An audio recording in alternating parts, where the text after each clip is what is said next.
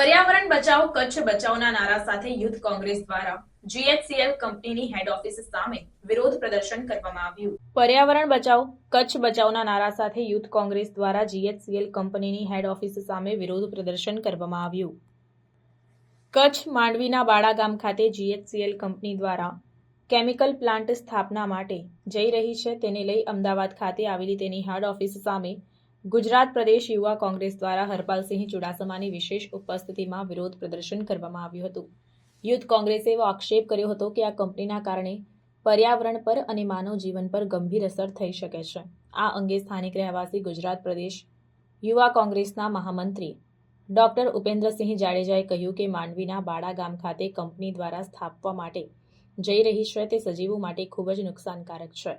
સમુદ્રમાં છોડનારું પાણી સંપૂર્ણ શુદ્ધ હોતું નથી, તેના લીધે તેમાં પ્રતિ લિટર 1000 સસ્પેન્ડેડ સોલિડ્સ હોવાની સંભાવના રહેલી છે। સસ્પેન્ડેડ સોલિડ્સના કારણે પાણી દૂધિયું થઈ જશે। સમુદ્રમાં એફ્લ્યુએન્ટના નિકાલથી સમુદ્રી જૈવ વૈવિધ્ય, મરીન ઇકોલોજી પર સંભવિત અવળી અસરો થઈ શકે છે અને સમુદ્રીય જીવસૃષ્ટિ સુધી અસરો થશે તેમ જણાવ્યું હતું। આ વિરોધ પ્રદર્શન કાર્યક્રમમાં NSUIના પ્રદેશ પ્રમુખ નરેન્દ્ર સોલંકી, ગુજરાત પ્રદેશ યુથ કોંગ્રેસના મહામંત્રી ડોક્ટર પ્રવીણસિંહ વડોલ, અંજલિ ગોર, મુકેશ આંજણા, કચ્છ જિલ્લા યુથ કોંગ્રેસના પ્રમુખ નિતેશ લાલન, અમદાવાદ શહેર યુથ કોંગ્રેસના પ્રમુખ વિશાલસિંહ ગુર્જર, કાર્યકારી પ્રમુખ ઇમરાન શેઠજી તેમજ યુવા કોંગ્રેસના હોદ્દેદારો મોટી સંખ્યામાં જોડાયા હતા।